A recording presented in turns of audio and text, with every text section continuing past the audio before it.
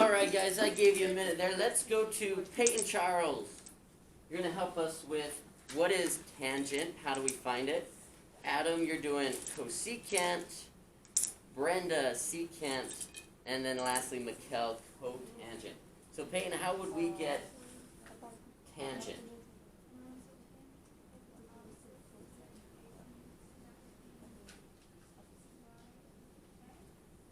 That is correct. I like that you gave it in both the sides and the x and the y. So good job there. So Adam, what about cosecant? Good, because what is this the reciprocal of? There you go. So this is the same as 1 over sine. Great. Brenda, what about secant?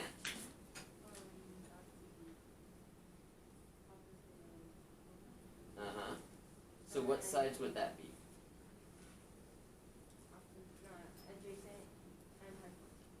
Good, but we're going to go in the opposite of cosine and do hypotenuse over adjacent.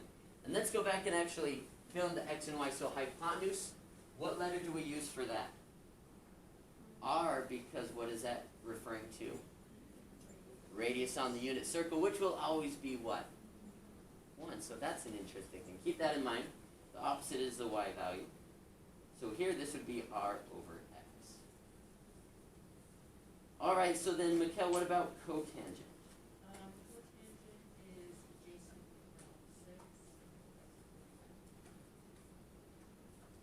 Awesome. And that's just the reciprocal of what? Great. Okay, good job. So, SOHCAHTOA and CHOSHAH-COW. Okay, you got those down? What we're going to do is talk about how we can find tangent, cosecant, secant, and cotangent on the unit circle. Okay? We already did these here. So, this was just kind of a review in your notes in case you forgot. Alright, well first off, let's talk about how we could put it in your calculator. Because when you look at your calculator, what are the 3 buttons you see? Sine, cosine, tangent, right? We don't have a button for cosecant, we don't have a button for secant. Now one of the problems is people will say, well we have the inverse sine, the inverse cosine, and the inverse tangent, but is that the same as cosecant and secant? What do we call these ones? Say that louder, Charlie. The reciprocal, good job. So reciprocal is different than inverse, right? Reciprocal means you flip them over. Well, that means if I want to put cosecant in my calculator, could I put it in terms of sine? Yes, but I would just put it as 1 over the sine of 19. So if I want to put cosecant in my calculator, I can do that. I just write it as 1 over the sine of that. Okay? And don't worry so much about what it is. I guess we can. If we want to round it to the nearest 10,000. How many decimals is that? Is that 4, I believe? Because you go tenths, hundredths, thousandths, 10,000. So there we go.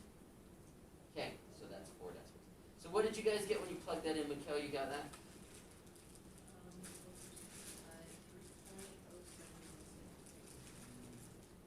You guys agree? Awesome. So then how would I put secant into my calculator?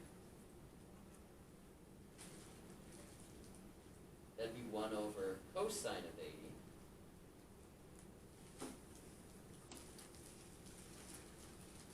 Do you have that, Hiram? 5.758. Alright, you guys agree with that? Okay, so the first thing is, if you need to put it in your calculator, that's how you do it. Actually, won't need to use it too much, but it is good to know that. Well, let's do some basic trig problems. Kind of going back to the beginning when we were doing like SOHCAHTOA. Let's just do some of these basic problems. So, find the cotangent of theta if the secant of theta is 13 over 12. What we're going to do here, guys, is let's just draw a general triangle. It's not going to be drawn to scale by any means, but we're going to just kind of draw it anyway. What sides does secant use? If I'm told that secant is 13 over 12, that is which one? Hypotenuse over adjacent. Is that what you were saying? And that should make sense because secant is a reciprocal of cosine. And cosine is adjacent over hypotenuse, so we just put those around. So what I'm going to do on my triangle is I'm going to label the hypotenuse here as 13 and the adjacent as 12. Now I want to find out what the cotangent is. What sides does cotangent use?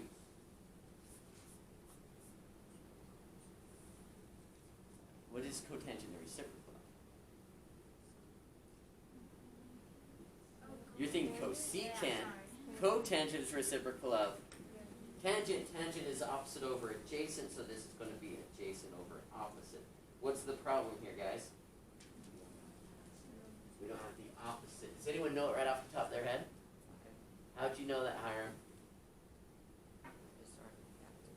Yeah, I just did 13 squared minus 12 squared, and then just squared. All right, good job. So, guys, this is actually a Pythagorean triple. Do you know what a Pythagorean triple is?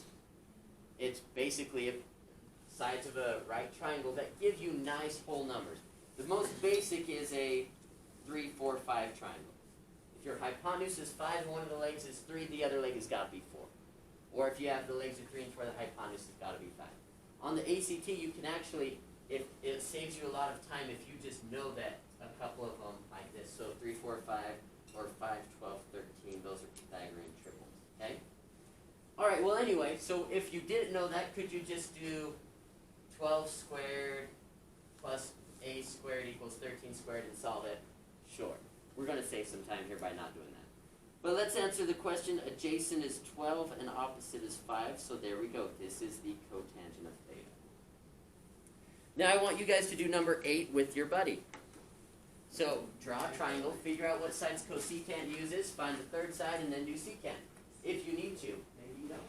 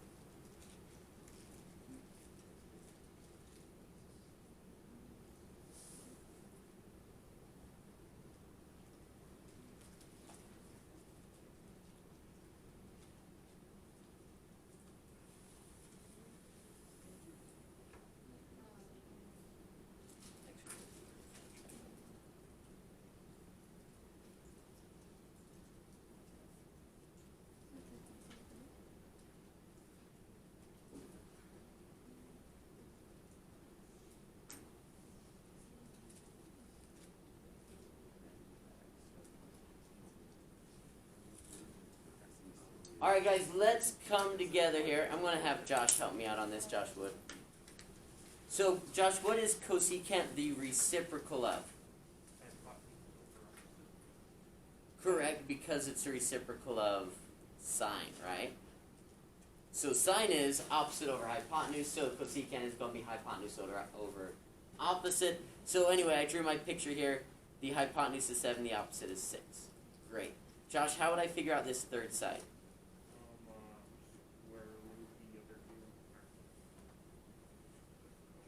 Or square the other two. So x squared plus 6 squared is equal to 7 squared. And I believe we get 13, don't we, in that whole process? That's 36 and 49, and when we subtract that, we get 13. So x is a square root of 13. So this is not a Pythagorean triple. Doesn't work out as well, but that's okay.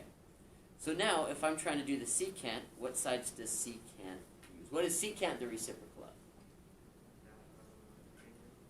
No, that would be cotangent. This is actually the reciprocal of cosine. So cosine uses adjacent over hypotenuse. So this is going to be, we want to do hypotenuse over adjacent. which in this case, what would that give us, guys? And I know we're not supposed to leave square roots on the bottom, but whatever. Okay? If we rationalized it, it would be 7 squared to 13 over 13. But I'm going to leave it like that. Now, let me give you a little clue, because I think there's some confusion here. Let me go back to this one. How do I remember that sine goes with cosecant and cosine goes with secant? They're opposites. Good job. Because sometimes people want to put sine with secant because they're the same letter. We say no. You can't have the same letter. So sine has to go with cosecant. Cosine has to go with secant. So they're opposites. What about tangent and cotangent? Well, one's tangent, one's cotangent. So we're just going to say those go together, all right? Hopefully that helps you out there. All right, well, those were just kind of like our intro problems. Now what we're going to do is talk about how we can find these ratios on the unit circle. All right? So let's just talk about tangent. What sides does tangent use? Okay, so tangent is going to be opposite over adjacent. What about letters? What would that use?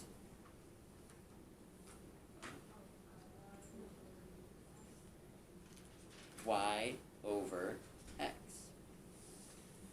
So what that means, guys, is if I'm looking at 30 degrees, for those of you who have your unit circle out, what are the coordinates on the unit circle at 30 degrees?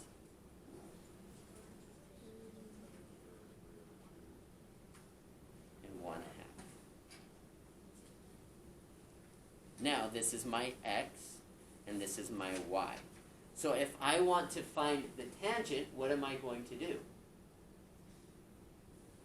We're going to take the y value and divide it by the x value, because tangent is opposite over adjacent, which is going to be y over x. So what I want to do is take 1/2 and divide it by square root of 3 over 2.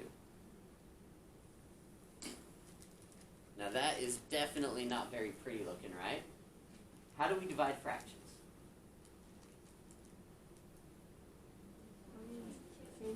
Keep, change, flip, multiplied by the reciprocal. Good job. So I'm going to do 1 over 2, and then we're going to times it by 2 over the square root of 3. Keep, change, flip. The 2's cancel, so this becomes 1 over the square root of 3. Which, if we wanted to rationalize, we could, so fine. So we'll give a square root of 3 here and a square root of 3 here. So it becomes square root of 3 over the square root of 9, which is 3.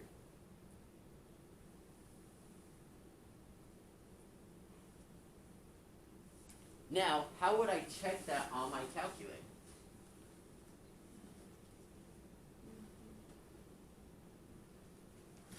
Why don't we all put on your calculator, put in tangent 30. And what is it going to give you? An ugly number. So then I want you to put in square root of 3 over 3 and see if that ugly number is the same as the other ugly number. If they are, then it means we did it right, okay? That's how you're going to check this. Your calculators don't handle irrationals like as pretty as we'd like. Did it work? Success. Okay, let's try another one. Let's go to 90 degrees. What are your coordinates at 90 degrees? So my x is 0 and my y is 1. And what are we doing here? We're going y over x. So tangent of 90 is 1 over 0. What is that going to turn into? It's going to explode, right? Don't divide by 0. We'll put undefined. Check it on your calculator. Put in tangent of 90.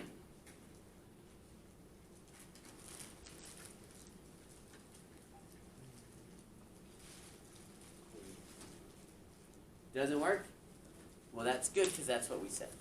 So guys, if I want to find the tangent of any of these, what am I going to do? What has been our strategy for both? I'm going to write it as y over x. So I don't know, I probably am not going to do this for you, but there's been years where not only do I make kids fill this in, and then I'll say, okay, and then do the tangent of them all. If I just go y over x, y over x, y over x, y over x, and just do that. It's kind of tedious, so I might not, but it really drills in the fact that tangent is y over x. Okay? So let's see. Here's some examples that you might see on your homework. The problem with this is I don't have 780 on here. So what am I going to have to figure out? The coterminal angle. What if it's in radians? What if it's negative? What if it's coterminal? We'll figure it out. Let's do this one together. So how many complete rotations is this? Which is what? 720. Good job. So let's take 780 and let's subtract off those two rotations. And what do we get?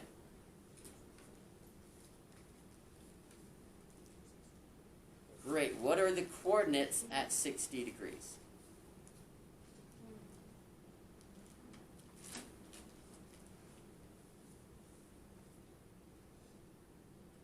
Now, the order you do this in matters a lot. When we're doing tangent, remember that tangent is what? Y over x. Sometimes people do x over y, and that's wrong. Okay, that'd be cotangent. So I'm going to do square root of 3 over 2, and I'm going to divide it by 1/2. What do we do when we divide fractions by fractions? Keep change flipped, so that will be like that. Leaves me with square root of 3. All right, now when you go to check your work, let's actually plug in 780. I want you on your calculator now. Put in tangent of 780. And it's going to give you ugly. So how do you check it? Put in square root of 3 and see if you get the same ugly. Do you? Yeah. Awesome. This next one's a little bit tricky because it's negative and it's in radians. So why don't you buddy up with someone now, and let's see if you can get the same, if you can get the tangent of that angle. And you can check your work on your calculator, but what would you have to do first? Yeah, because this is still in degrees. You're going to have to change it to radians when you check your work. Nice job. I'll give you a minute here. Try it out.